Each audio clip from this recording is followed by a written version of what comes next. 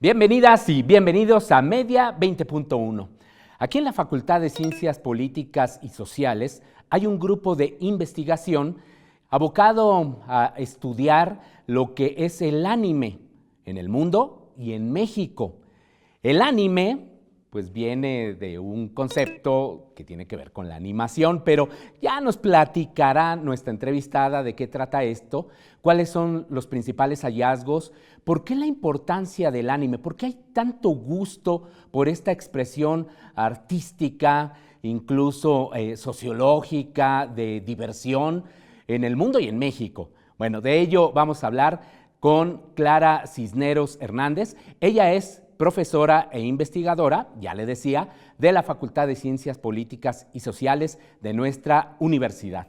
Clara, bienvenida a este programa.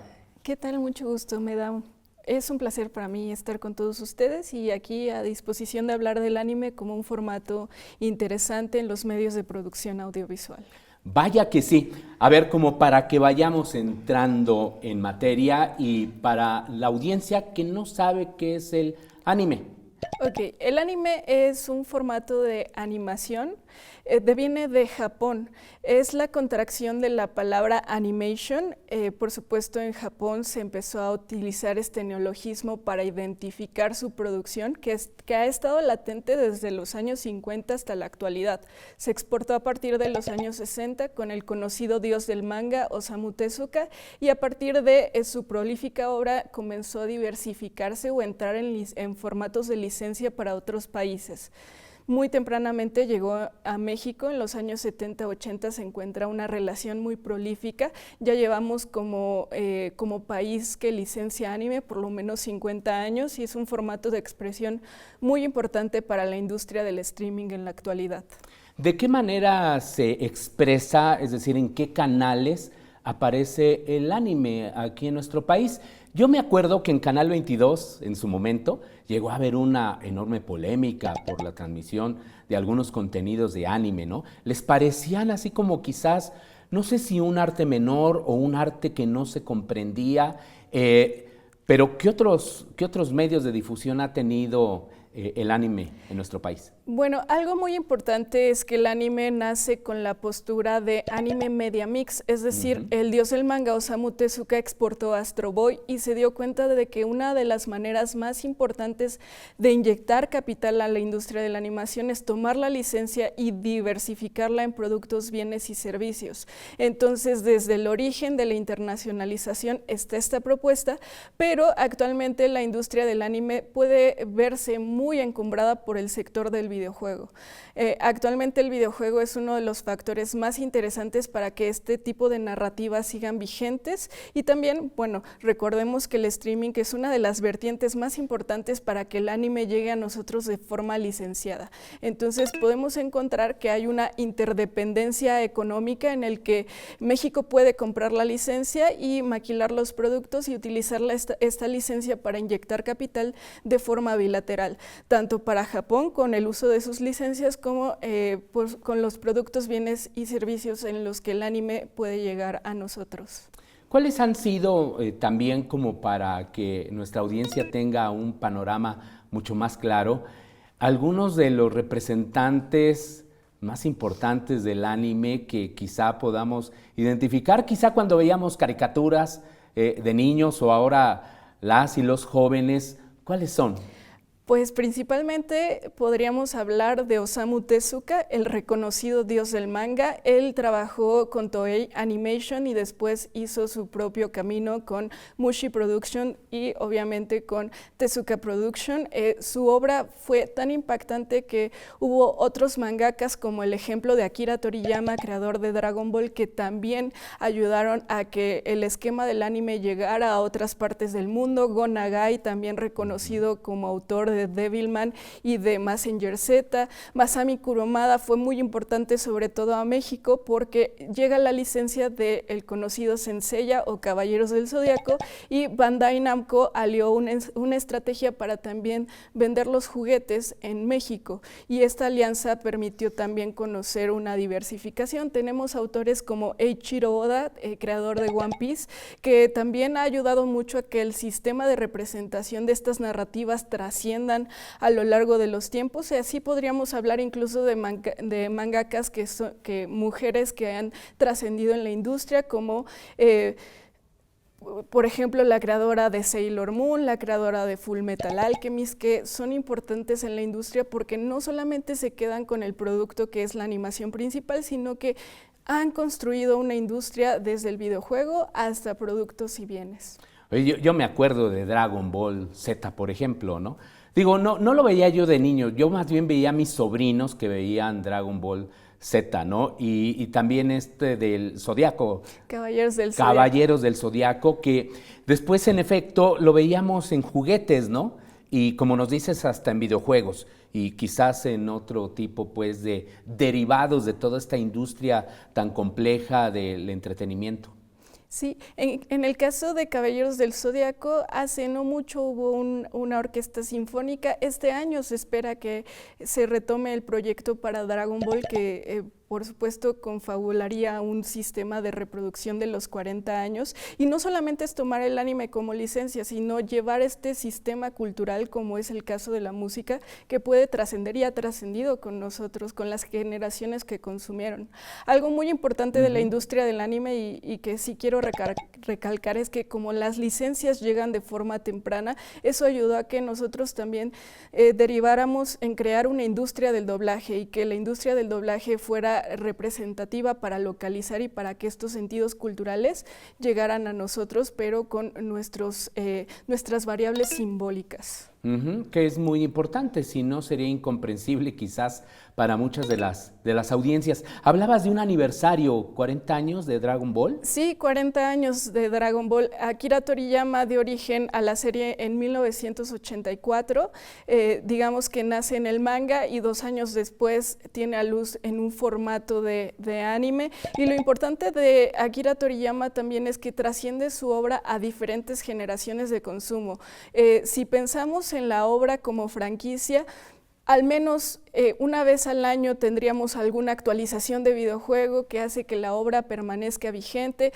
Es la licencia que con mayor permanencia ha tenido en el mercado de la televisión mexicana, tanto abierta como de paga. Entonces Akira Toriyama es un representante muy fidedigno de cómo se internacionaliza el anime. Sobre todo su manga, algo muy importante, su narrativa gráfica, es que optaba por dar representación multicultural, y eso es algo muy interesante para la industria del manga. Hay una representación de múltiples culturas que ayudan a que se quebrante esta brecha de acceso de lo japonés hacia lo exterior.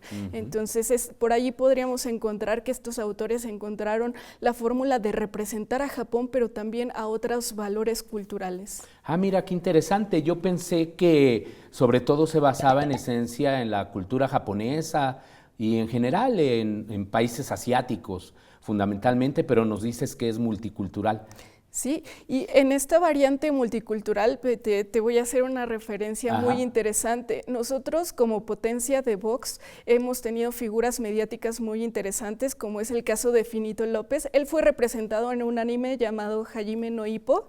Ahí obviamente su nombre es Ricardo Martínez, pero tomar una figura de excelencia en el deporte y llevarla a la representación mediática del anime es muy interesante. También ha habido otros animes como Bleach, donde hay representación de personajes que son mitad japoneses, mitad mexicanos. Por ahí en One Piece tenemos un personaje que hace referente a la cultura. Incluso piénsalo con Mario Bros. Hay un videojuego que se llama Super Mario Odyssey, que tiene algunos paisajes y que también tiene representaciones de la cultura mexicana. Entonces, por ahí podríamos encontrar nexos de cómo hay una internacionalización en el que el formato multicultural o el fomento de diversas culturas ayuda a esta exportación.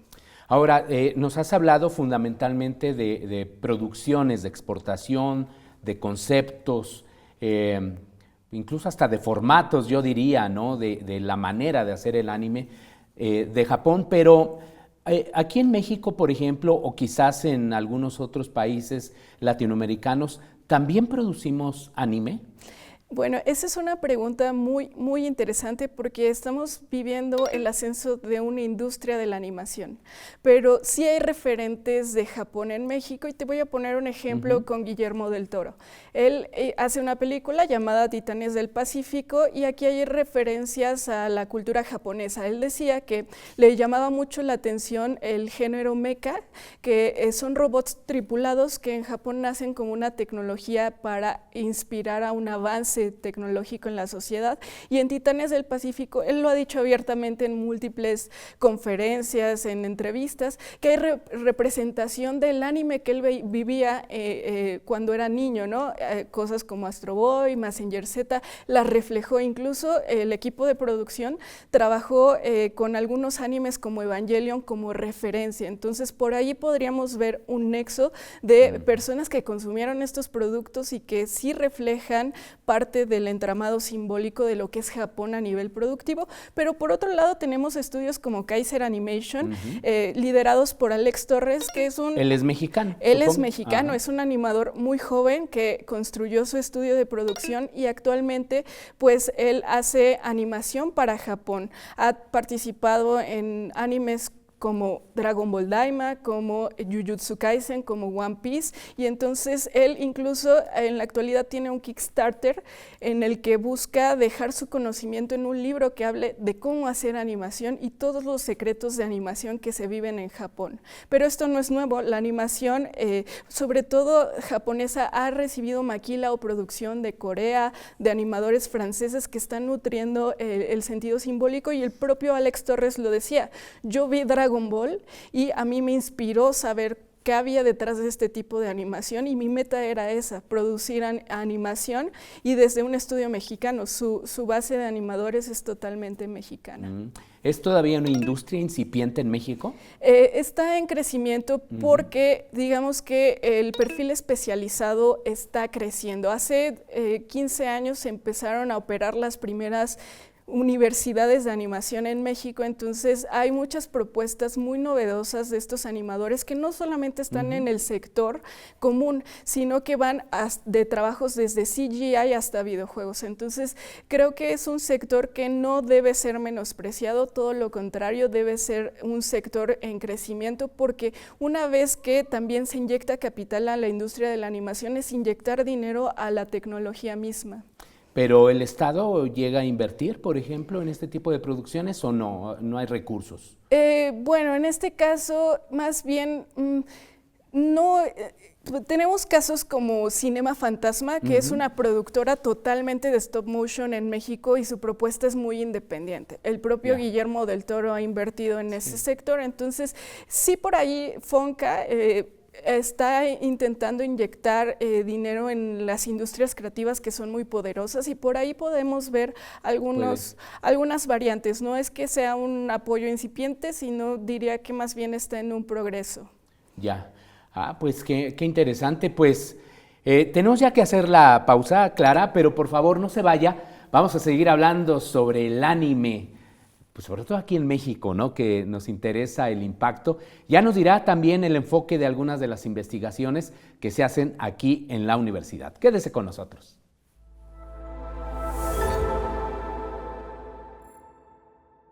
Estamos de regreso en Media 20.1 con un temazo. Si usted supiera todo lo que se ha platicado ahora tras bambalinas de esto, justo del anime, pues se daría cuenta de que en efecto es un arte, ¿no? Es una industria que pues genera mucha expectativa y que tiene una enorme aceptación. ¿Por qué esa aceptación, Clara Cisneros, del anime? Es decir, ¿por qué ha logrado penetrar de tal manera, sobre todo en los jóvenes, en las y los jóvenes? Bueno, sobre todo en estas nuevas generaciones tiene que ver con el consumo en streaming.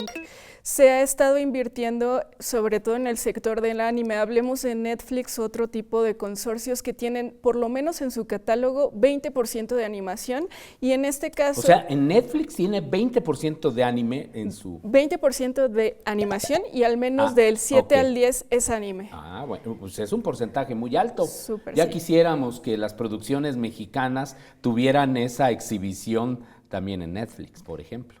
Sí, pero no solamente es el detalle de compra de licencias, sino que se están esforzando cada vez más porque lleguen en tiempo y forma, que se puedan traducir cercanos al estreno en Japón, que el fan pueda dar un seguimiento continuo y que el doblaje cada vez sea más corto. Y este doblaje le ha dado sentido a que por supuesto nos identifiquemos más con Japón, pero también con un idioma, con los entramados de sentido de un idioma en específico. Entonces ahí está la inversión, no solamente es transmitir estas licencias en formato streaming, sino también llevarlas a cabo al doblaje. Claro, que era lo que decías, ¿no? Para tener ese acercamiento a como hablamos, finalmente aquí en México y en América Latina.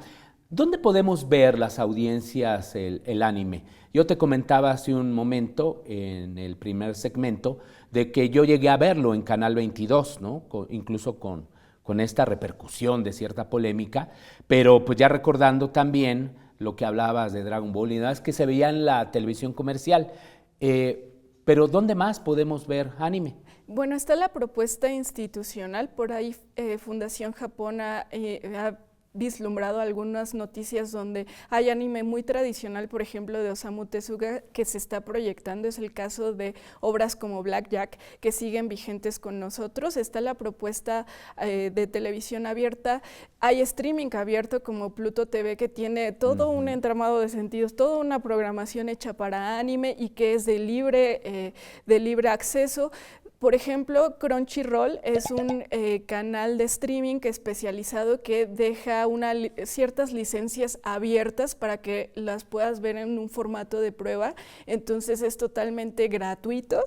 Hay algunos canales de YouTube que tienen transmisión licenciada desde Japón con ciertos animes, entonces este acceso es abierto por ciertos capítulos y eso ha ayudado sobre todo a perfilar esta industria en un reconocimiento cultural, como un estilo que promueve Japón como industria. Tenemos varias industrias de la animación, una de las más grandes es la estadounidense, en segundo lugar está la industria japonesa, en tercero y cuarto vemos que Corea y China también están postulando por la animación, entonces a ellos les conviene mucho tener estas licencias de acceso, sobre todo para que cada vez más el estilo esté creciendo. Yo veo que aquí en la Ciudad de México y también en otras ciudades importantes del país, en ocasiones se llevan a cabo eventos de anime y que congregan pues a la comunidad que sigue muy fervientemente este tipo de contenidos y que incluso hasta se disfrazan, ¿no? de algunos de los íconos de este arte, ¿no? Vamos a llamarlo también así como hemos platicado, como hemos comentado en este programa. ¿Esto se hace cotidianamente? ¿Hay ya festivales aquí en México sobre esto? Sí, no, este tipo de variantes empezó hace más de 15 años. Me atrevería a decir que la Mole, la TNT son convenciones que están configuradas alrededor no solo del anime, sino de diferentes variantes culturales de la industria. Entonces, algo muy importante es que, por ejemplo, la Mole tiene su versión exclusiva para anime, se llama Animole, y esto ayuda a que el estilo se promueva. Pero bueno, lo que me gusta de estas convenciones es que no están del todo cerrados a la industria de México. Pensemos que en este tipo de convenciones también incluso hay luchadores que se presentan o figuras mediáticas del sector del entretenimiento mexicano y eso como que diversifica o ayuda a que se conozcan sus variables simbólicas. Tenemos, por ejemplo, algunos conglomerados como Toei Animation, Crunchyroll participan en este tipo de convenciones y también son puntos no solo de encuentro, sino puntos publicitarios para que nos acerquemos cada vez más a sus licencias más recientes o a los productos que están en puerta. ¿Cuáles han sido las principales críticas que se le han hecho al anime? Porque supongo que al igual que otros formatos, otros contenidos, pues también no todo es color de rosa. Bueno, en la actualidad se le han hecho muchas críticas, sobre todo a la inserción de la inteligencia artificial. Como su industria de la animación está muy avanzada, de repente ya se puede ver algunos animes que tienen algunos fondos hechos por inteligencia artificial, o si lo llevas más al polo del doblaje, esa ha sido una crítica muy interesante, ¿no? Que esta industria, que es muy querida, no tenga actores de doblaje donde se replique su voz por medio de inteligencia artificial. Algunas veces también ha habido controversias, sobre todo de la traducción del japonés a otras variables culturales. Quizá esas son las que detecto que en el momento están muy fuertes o muy presentes como críticas que se le ven a nivel industrial al sector. Ahora, por ejemplo, en cuanto a contenidos, ¿hay discriminación o en algunos hay mucha violencia o aspectos así? ¿O no necesariamente? Bueno, el anime entre los años 80 y 90 sobre todo vivió de mucha censura para tratar de adaptar los sentidos culturales, eso es un hecho, se recortaban los animes con el fin de no causar controversia. Los propios actores de doblaje han dicho que, el propio Carlos II ha dicho que muchas veces se tiene que cambiar el sentido cultural para que no suene ofensivo, pero eso no solamente es de la historia de México, sino de la historia del doblaje en sí. Entonces sí se ha dado alguna vez la crítica a la violencia en torno a la presentación de la animación, pero yo podría decir que hay que juzgar cada proyecto y cómo llega este proyecto, porque por ejemplo el streaming ha ayudado mucho a que este tipo de contenidos lleguen, pero con ciertas variables donde se indica este contenido no es apto para menores de tal edad, con clasificaciones específicas. Entonces ahí también hay que ver un esquema regulatorio de qué se está viendo y sobre todo si es adecuado para ciertas edades. Claro, pues bueno, ese es un reto permanente, ¿no? De que algunos contenidos no están concebidos para las audiencias infantiles, sin embargo, pues los ven, porque ahora estamos en posibilidades mucho mayores de acceso a ese tipo de contenidos. Clara, tú formas parte de un grupo de investigación muy importante aquí en nuestra universidad, aquí en la Facultad de Ciencias Políticas y Sociales, Finisterre, ¿no? Así se llama, ¿no? Sí, se llama la Finisterra. La Finisterra, perdonen. Sí, bueno, brevemente, es un proyecto que nace por la investigación del doctor José Ángel Garfias Frías. Él, por supuesto, ha metido proyectos PAPID y PAPIME, que son parte muy importante de la universidad, con el que nos podemos sumar futuros investigadores con proyectos tanto de nivel licenciatura, maestría, doctorado, y nuestras líneas de investigación son industrias creativas, pero los perfiles que tenemos generalmente están especializados en la industria del videojuego y en otras variantes, ¿no? Tenemos especialistas que son de videojuegos y doblaje, videojuegos y dispositivos móviles, videojuegos y anime, como es mi caso, el cómic, el manga, la lucha libre, son variantes que estudiamos como industrias creativas. Entonces, es un proyecto que ya lleva una década en proceso de producción y hemos gestado libros a doble ciego, investigaciones profundas en estos sectores que sobre todo contribuyen a que el sector sea apreciado en México como una variante de capital activo que también está con nosotros en formato de licencia. Algunos de los temas destacados que han investigado, particularmente en el tema que hoy estamos abordando, del anime. Sí, hemos estudiado sobre todo lo que se llama narrativa transmedia. La narrativa transmedia es cómo extender una historia en diferentes medios y mediaciones. Entonces vemos cómo se unen estas variables simbólicas en formatos de videojuegos, de manga, de anime, en product placement y otras variables. Hemos estudiado la relación patrimonial.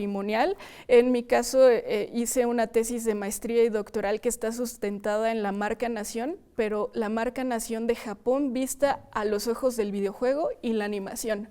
Como estos productos de consumo también son muy valiosos para entender una cultura, para inspirar que esta cultura llegue a diferentes partes del mundo de una forma agradable. Como su nombre lo dice, su marca Nación es Cool Japan, hacer Japón cada vez más agradable.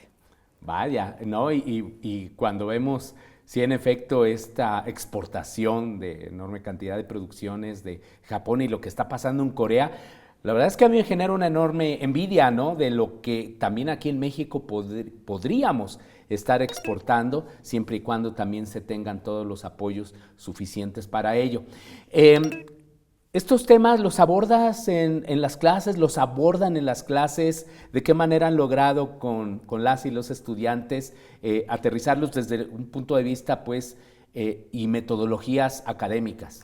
Claro, algo muy importante fue la modificación al plan de estudios, donde se incorporaron materias como análisis de videojuegos, como el sector de la animación digital, que son imperantes para entender nuevas tecnologías. Entonces, una vertiente sí es la divulgación dentro de clases, otra vertiente sería la exposición de investigaciones, que son investigaciones que están dictaminadas por la Universidad Nacional Autónoma de México. Tenemos la parte de divulgación, en el que nos acercamos con otras instituciones. Nos hemos acercado con la Universidad Anáhuac, con el Tecnológico de Monterrey, para cada vez más, pues, tener este perfil de unión interinstitucional y también transinstitucional para poder fomentar. Hemos incluso presentado ponencias a nivel internacional. En España, por ejemplo, nos hemos sumado a algunos convenios o intercambios que son muy importantes. El último, que fue sobre todo interesante, fue de deportes electrónicos.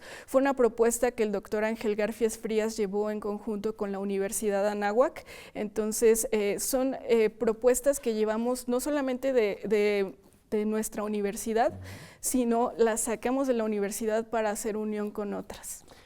Para la audiencia que quiera conocer más sobre el tema que hoy abordaste y en general sobre los videojuegos y lo que están haciendo en la Finisterra, ¿a dónde podrían acudir? Bueno, estamos en Facebook, en Instagram, como La Finisterra MX. Ahí pueden ver todos los avances de investigación.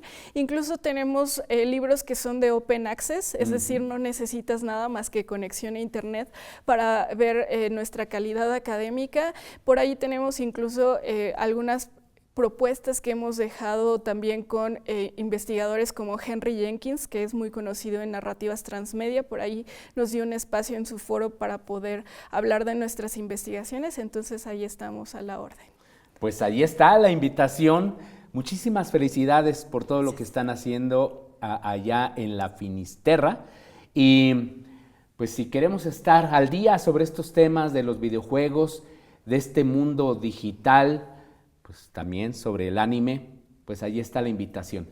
Es importante también como audiencias conocer la manera en cómo se producen este tipo de contenidos, todos los intereses también económicos que hay detrás de todo ello, y seamos, pues, audiencias críticas en relación con estos y otros contenidos. Muchas gracias, Clara.